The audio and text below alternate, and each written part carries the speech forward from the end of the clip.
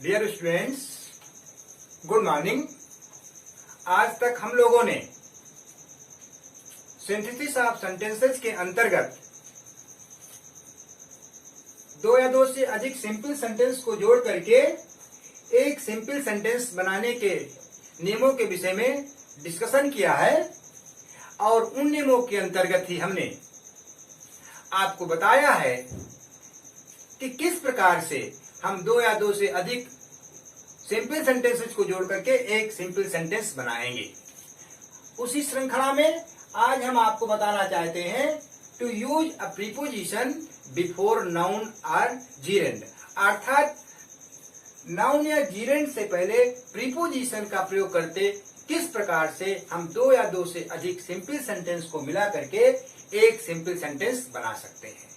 तो इस विधि को, इस प्रोसेस को समझने से पहले मैं आपको एक बात पुनः बता देना चाहता हूं कि यदि आपने हमारे इस वीडियो को प्रारंभ से लेकर के अंत तक व्यवस्थित रूप से देखा तो मैं आपको अवश्य विश्वास दिलाता हूं कि आप चाहे कैसा भी सेंटेंस हो, यदि आपको सिंपल सेंटेंस में कन्वर्ट करना है तो आप उसे आसानी से कर लेंगे। तो ज्यादा कुछ न बता करके सीधे हम आपको अपने इस नियम के आधार पर आपको सेंटेंस बनाना बताते हैं। सबसे पहले हम आपको बताते हैं कि जीरेंड क्या होता है और इसको किस प्रकार से प्रयोग करना चाहिए। तो जैसा कि यहाँ पर मैंने आपके सामने पहले से लिख दिया है, to use a preposition before noun और जीरेंड। इस पंक्ति का, इस लाइन का मतलब है नाउन या जीरेंड के प्रयोग से पहले प्रीपोजिशन का प्रयोग करना। अब जब दो या दो से अधिक वाक्य होते हैं तो हमें जीरेंड या नाउन से पहले प्रीपोजिशन लगा देना चाहिए। अब जीरेंड कैसे बनता है हमने आपको पहले बता भी दिया है कि यदि हम वर्ब की फर्स्ट फॉर्म में आईएनजी जोड़ दें तो वो हमारा जीरेंड बन जाता है। अर्थात जीरेंड बनाने के लिए वर्ब की फर्स्ट फॉर्म में आईएनजी जोड़ देते हैं। जैसे हमने लिख दिया सी, सी मीन्स देखना। यदि हम सी फर्स्ट फॉर्म है, यदि हम सी में आईएनजी जोड़ दें तो हम कहेंगे सीइंग, यानी कहते जैसे हमने कह दिया सीइंग इज बिलीविंग, देखना ही विश्वास करना है। तो यहाँ पर जो सीइंग हमारा है ये जीरेंड हो गया।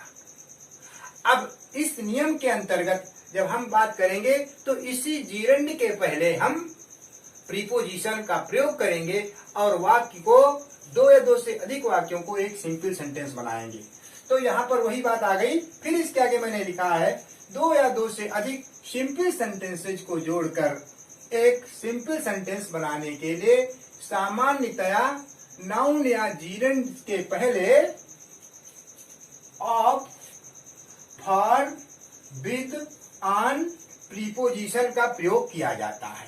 देखिए सबसे मुख्य बात यही है कि ये हमारे सामने, आपके सामने ये प्रीपोजिशंस है। इन प्रीपोजिशन का यूज करके ही हम दो या दो से अधिक वाक्यों को एक जोड़ते हैं और इस नियम को अप्लाई करते हुए हम सिंपल सेंटेंस बना पाते हैं।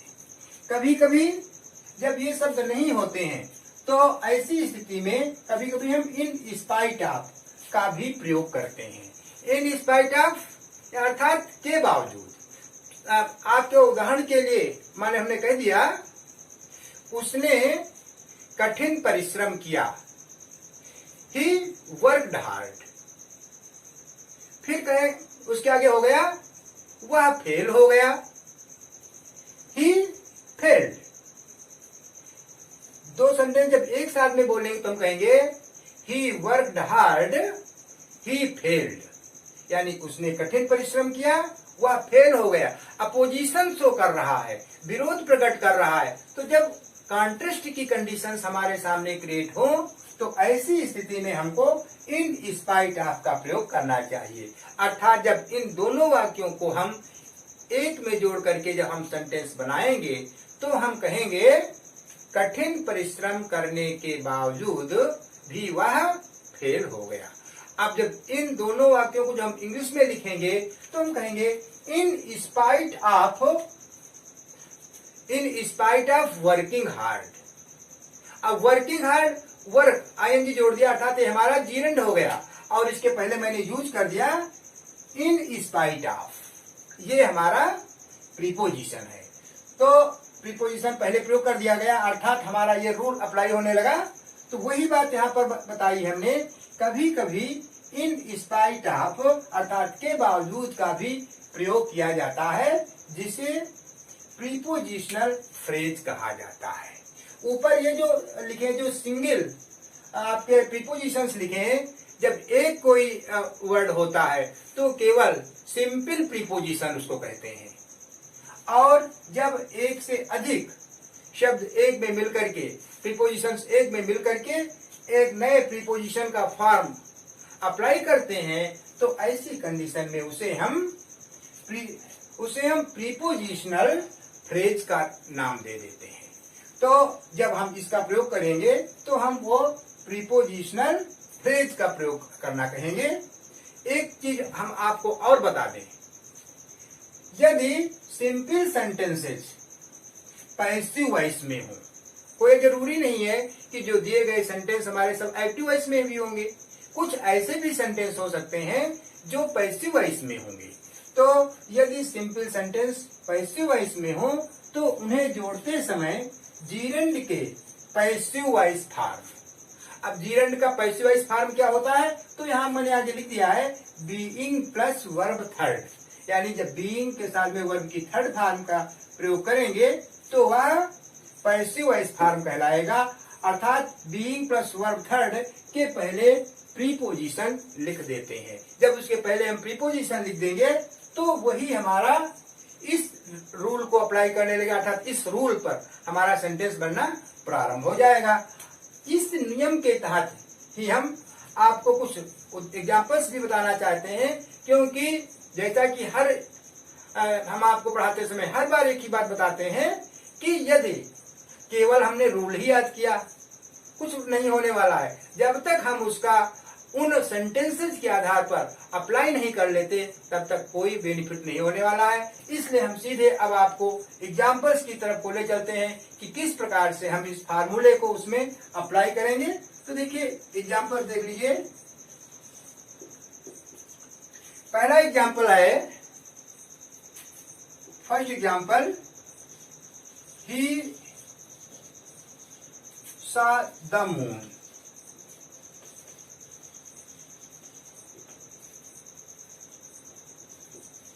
He became glad.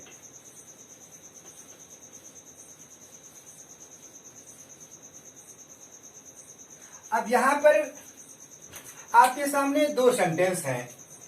He saw the moon, उसने चांद को देखा। He became glad, वह प्रसन्न हो गया। जब इन दोनों को हम एक में जोड़ेंगे तो हम कहेंगे चांद को देख करके या चांद को देखने पर वह प्रसन्न हो गया। ये दो वाक्य जब आपके हैं, दोनों को इस प्रकार से जोड़ करके हम एक वाक्य बनाएंगे। एक चीज और बता दें, जैसे कि आप जानते हैं कि आप इंग्लिश पढ़ रहे हैं, लेकिन इंग्लिश पढ़ते समय में आप उसका यूज हिंदी के साथ साथ में कर रहे हैं, इसलिए हम इसको हिंदी में यदि अर्थ आपके सामने क्लियर हो जाए तो निश्चित रूप से आप उसको दोनों को एक में जोड़ देंगे। तो यहाँ पर इसका अर्थ हो गया चंद्रमा को देख करके वह प्रसन्न हो गया।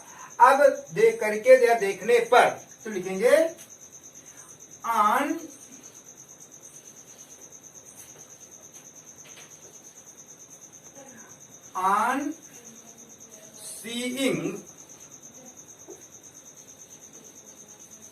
seeing the moon।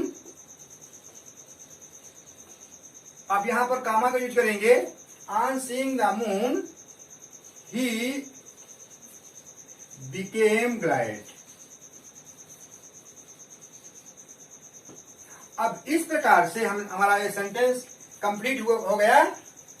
अब इसका अर्थ हो गया कि चंद्रमा को देख करके या चंद्रमा को देखने पर वह प्रसन्न हो गया। देखिए अगला एग्जाम्पल हम आपको ठीक इसके ऊपर लिख रहे हैं, क्योंकि अभी आपने केवल एक एग्जाम्पल समझा है। एक एग्जाम्पल से कुछ नहीं होता। जब तक 2-3 एग्जाम्पल्स आपके सामने न हो जाए और उस एग्जाम्पल्स के आधार पर बिल्कुल आप कंफर्म न हो जाए, तब तक पढ़ना या हमारा पढ़ाना कोई भी मायने नहीं रखता। दूसरा एग्जाम्पल देखिए, एग्जाम्पल नंबर 2, हर अंकल डाइड।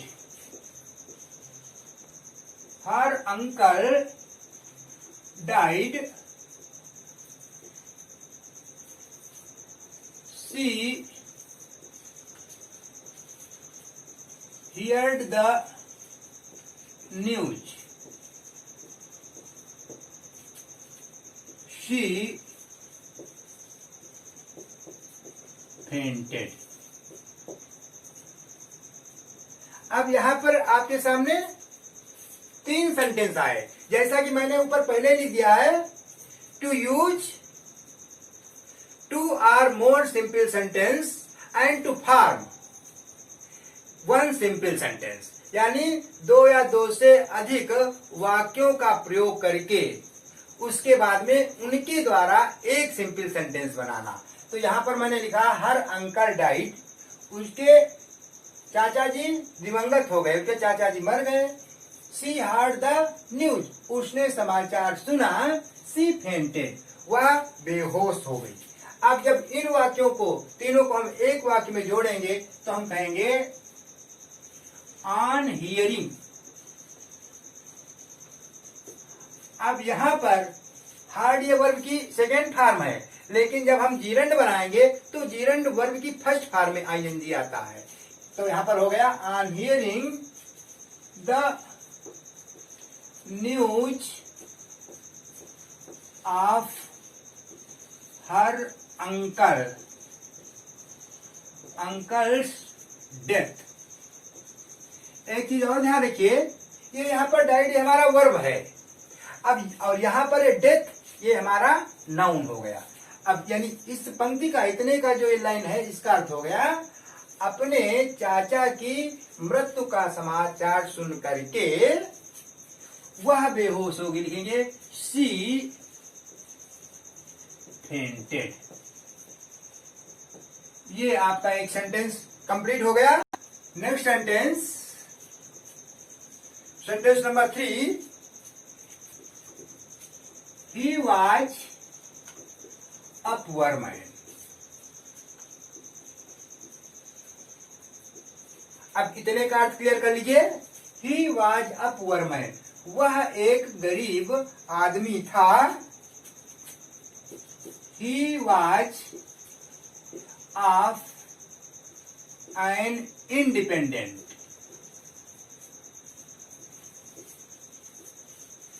स्पिरिट। अब इसका अर्थ हो गया he was of an independent spirit, वह मुक्त भावनाओं वाला एक व्यक्ति था। अब जब इस दोनों सेंटेंस को, पुनः वही बात है कि दोनों सेंटेंस को जब एक में जोड़ करके एक सिंपल सेंटेंस बनाएंगे तो यहां पर मैंने आपको पहले बताया था के बावजूद यानी in spite of.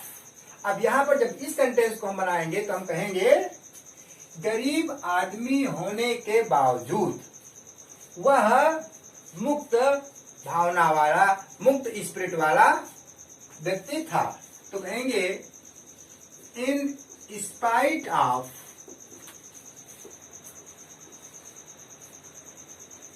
A poor man, comma he was of an independent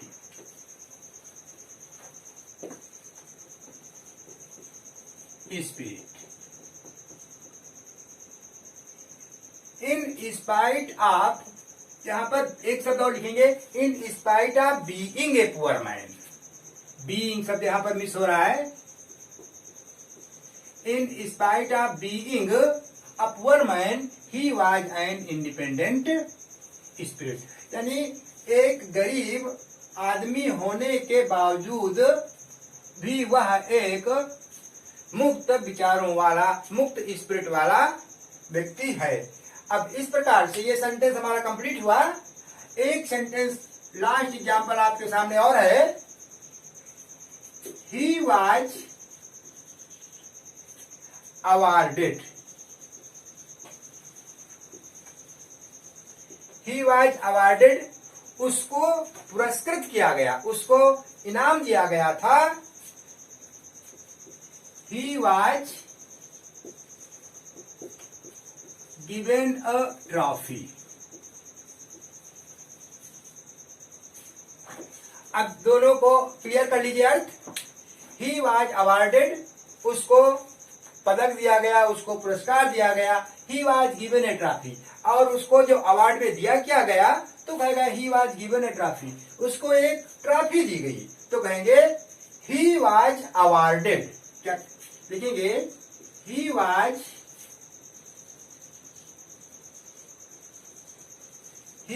awarded by being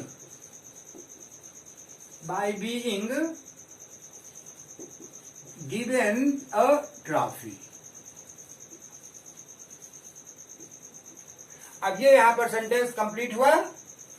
अब इस प्रकार से हमने देखा कि इस जितने भी सेंटेंस हुए उन सभी में हमने प्रीपोजिशन का प्रयोग किया नाउन या जीरेंड से पहले, और ये सेंटेंस कंप्लीट हो गया। अब इस प्रकार से गिवन ए ट्रॉफी यानी ये सेंटेंस लिखने के बाद में जो मैं आपको बताना चाहता था वो नियम कंप्लीट हुआ।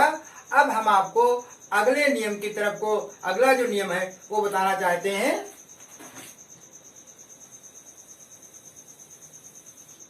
हमारा अगला नियम है टू यूज नाउन और फ्रेज इन अपोजिशन। सबसे पहले पुनः हमको पता होना चाहिए कि अपोजिशन क्या है, what is the meaning of opposition. तो अपोजिशन शब्द का मतलब होता है पास पास में रखना, पास पास रखना, अर्थात एडिशन ऑफ वन वर्ड और group of words to another as an explanation. कहने का मतलब ये है कि किसी शब्द या शब्द समूह को किसी दूसरे शब्द की व्याख्या के लिए जोड़ना, पास पास में लिखना ही अपोजिशन कहलाता है। इसीलिए किसी नाउन या फ्रेज को उस नाउन या फ्रेज की बगल में लिखा जाता है, रखा जाता है जिसकी यह विशेषता बताता है, जिसकी यह व्याख्या करता है। जो नाउन या फ्रेज अपोजिशन में रहता है उसे दो अल्प विराम अर्थात डबल कामाज, सिंगल कामाज के बीच में रख दिया जाता है, लिख दिया जाता है। बस केवल इतना ही हमारा ये रूल है। इसके तहत हम आपको सीधे एग्जाम्पल की ओर ले चलते हैं। सबसे पहला इस जो मैंने नियम लिखा है इस एग्जाम्पल से आपको बात और भी क्लियर हो जाएगी। Example, Indira Gandhi was a brave lady. Indira Gandhi एक बहादुर महिला थी। She was the daughter of Pandit Nehru. वह पंडित नेहरू की बेटी थी। अब यहाँ पर हमको क्या पता करना है, यहाँ पर किसकी विशेषता बतानी है, किसके कौन सा ऐसा है जो जिसमें फ्रेज अपोजिशन में जो होगा। तो यहाँ पर लिखा है Indira Gandhi comma the daughter of Pandit Nehru. अब यहाँ पर ध्यान रखना है हमें कि इंदिरा गांधी और पंडित नेहरू की पुत्री ये दोनों एक ही हैं, अर्थात जो पंडित नेहरू जो इंदिरा गांधी ये दोनों एक दूसरे की व्याख्या कर रहे हैं, इसीलिए इनको अगल बगल में यहाँ पर पास पास में लिख दिया गया है। हम चाहे पास पास लिखना कहें या अगल बगल में लिखना कहें, एक ही कंडीशन है। तो सेंटेंस बन जाएगा Indira Gandhi the daughter of Pandit Nehru was a brave lady. यहाँ पर केवल दोनों को एक साथ में लिख करके एक बार यहाँ पर सिंगल वर्ब वाज का प्रयोग कर दिया गया और इस प्रकार से हमारा सेंटेंस कंप्लीट हो गया। तथा जिनकी विशेषता बताते हैं उनको ही हम दो कामा के बीच में रखते हैं। यहाँ पर लिखा भी है कि उसे दो अल्प विराम के बीच में रखा जाता है। तो वही बात यहाँ पर आई, Indira Gandhi comma the daughter of Pandit Nehru. यहाँ पर भी कॉमा लगाया गया है और यहाँ पर भी एक कॉमा है, इसके बाद में ये लिखेंगे। इस प्रकार से हमने देखा कि इस नियम का एक पालन हुआ। अब हम आपको अन्य एग्जाम्पल्स की तरफ को भी ले चलते हैं। देखते हैं कि हम अगले उदाहरणों में इस नियम को किस प्रकार से अप्लाई करते हैं, वहां पर हम इसका कैसे नियम बनाते हैं, कैसे हम इसको लिखते हैं। सम अदर एग्जाम्पल्स, अगला है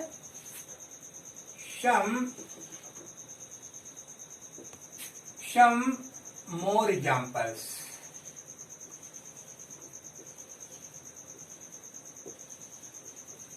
सम more examples.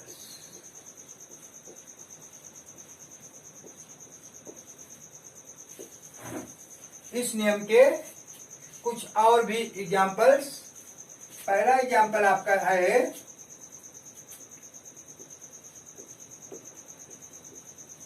Suresh is a teacher.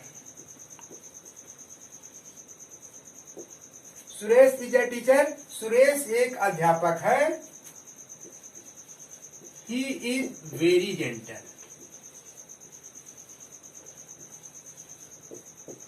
वह बहुत ही सज्जन है। अब जब इन वाक्यों को हम एक में जोड़ेंगे तो कहेंगे Suresh.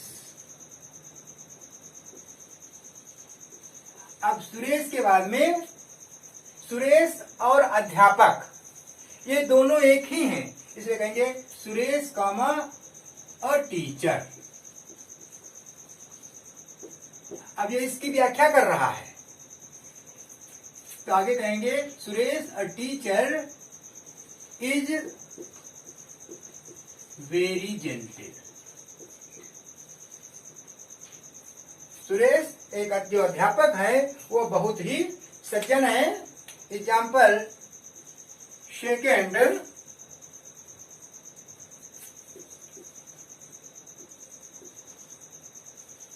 Kabir was a great poet. Full stop. He was a weaver. Kabir was a great poet. Kabir एक महान कवि थे। He was a weaver. वह एक जुलाहे थे, वह एक बुनकर थे। अब यहाँ पर जब हम ध्यान देंगे तो कहेंगे जो कबीर थे वही एक ग्रेट पोएट भी था और वही एक बुनकर भी था।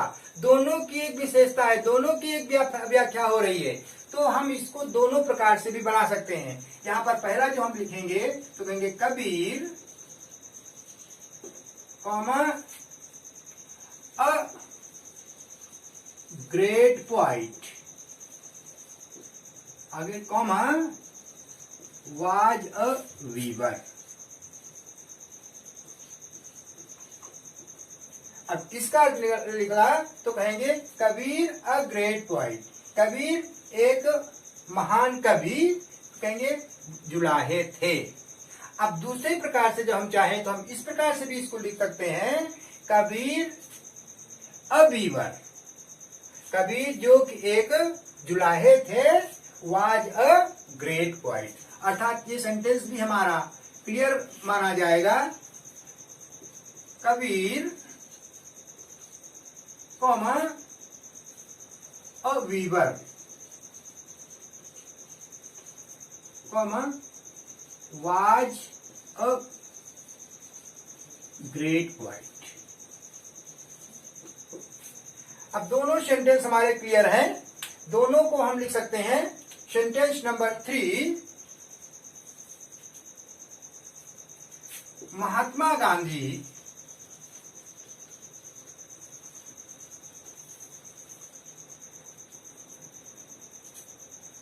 was a great leader.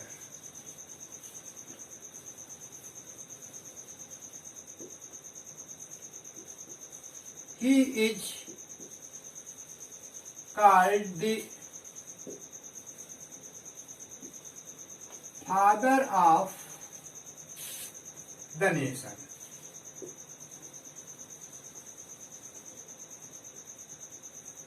अब जब यहां पर हम इन दोनों सेंटेंसेस को एक में मिलाकर जोड़ेंगे तो हम लिखेंगे Mahatma Gandhi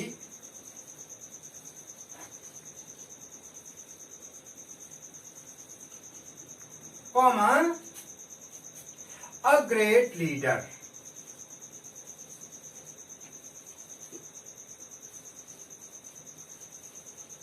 comma is called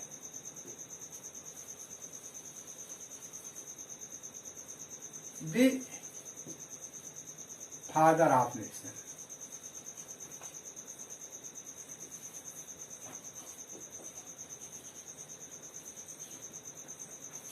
इस प्रकार से इस सेंटेंस को कंप्लीट करने के बाद में जो हमारा ये सेकेंड जो रूल था, लास्ट रूल भी कंप्लीट हुआ। और इसी के साथ में हम समझते हैं आज के लिए इस वीडियो में इतना ही पर्याप्त है। यदि आपने इसको पसंद किया हो तो अन्य लोगों को भी शेयर करना न भूलें। आज के लिए इतना भी, धन्यवाद।